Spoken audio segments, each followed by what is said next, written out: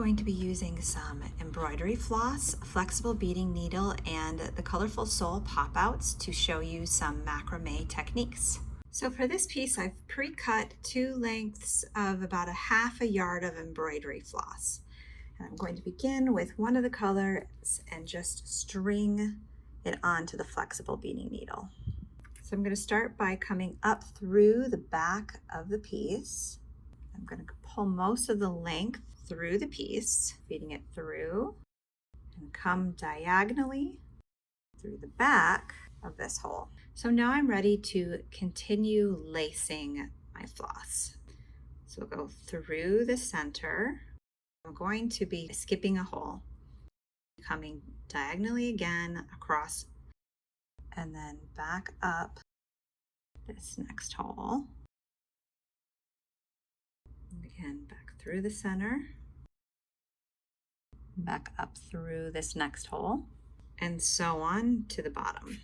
Now I've gotten to the bottom row, and instead of coming down through the center, at this point I'm going to come in through the top hole here so that this finishes off in the back. Just going to trim this and give it just a little tail so that we can tie it off in the back.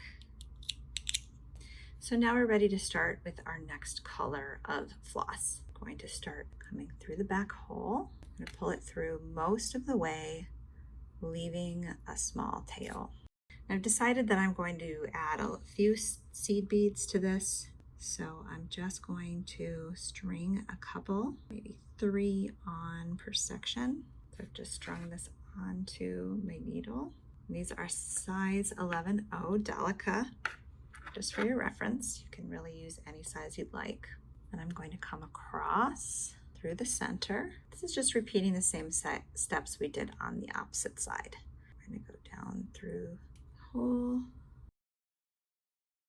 I'm just going to position these beads so that they're visible. And again, I'm going to string on 3 beads, feed down here, up through the back, string 3 more beads on, and I'm just going to repeat this back and forth all the way till we get to the bottom. So as you're stringing, it helps to keep these little tails up and out of your way as you are making your stitches across so that they don't get tangled in the stitches. So I've gotten down to my last row and I've strung my last 3 seed beads on, and I'm going to come through the front, and now it's time to finish off the piece. So as you can see, we have 4 tails here, and I'm just going to tie these off. I'm going to keep the knot nice and tight and close. I'm going to take a thread trimmer and trim it all the way down just as tight as we can. And then we're just going to put a little bit of wood glue that I got at the craft store on each of the knots. This will just help keep the knots from fraying. Okay, and then this pendant is ready to complete. You can finish it with Colourful Soul stains to match your color combination that you've created here, and make earrings or a pendant or lots of other beautiful pieces. Next, I'm going to be showing you how to create a macrame fringe piece using this Colourful Soul Pop-Out. So I've pre-cut several lengths of embroidery floss, and so I've just chosen the length by measuring how long I want the fringe to be and then making it slightly longer. So I'm just going to take my flexible beading needle and string it through the first hole, and then the floss and even out my ends. This doesn't have to be perfect because we're going to trim this later. Then we're going to do a simple slip knot, bringing the tip of the floss around your finger and coming up through the center. And we're just going to kind of wiggle the knot all the way down to the piece itself. And I kind of like to use my fingernail to hold it in place while I pull it up to the top, and then I pull this tight here. And then we're going to repeat that all the way across for each of these holes. So as you can see, I have repeated the knots all the way across this fringe piece.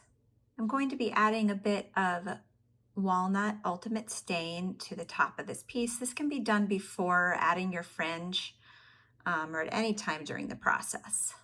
So I'm just going to lightly brush this across the top. And I'll do the back. I'm using our Colourful Soul soft bristle brushes to give this a nice even finish. Now I'm ready to create the ombre effect on the tassel.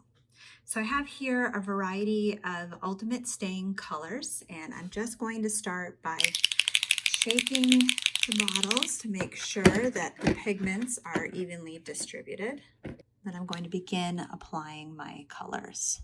So I've just laid this out on a bit of blue shop towel. There's a couple ways that you can do this. You can apply it with the bottle.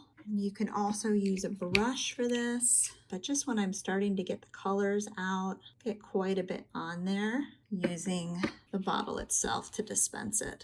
Blending the layers into each other. Add a bit more of this mineral pool, saturate it a little bit more. Make sure that we're getting color coverage on both sides. So you can also use your brush for a little bit more precision in blending the colors together and getting any of those little pieces that you may have missed. I'm going to bring this color all the way up to the knots on this piece. And again, I'm going to continue to blot this to make sure that it stays smooth and flexible. So now we have this lovely ombre effect on the tassel. You can just smooth these out. Remember, these are all tied a little roughly. And then I just like to use some fabric scissors, and we can finish off the end. We can do it straight trim or angled to give a little bit of variety. But I think I'm just going to do a straight trim on this one because I don't want to remove too much of this light blue at the bottom.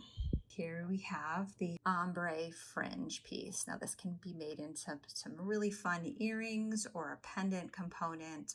There's just a lot of great possibilities.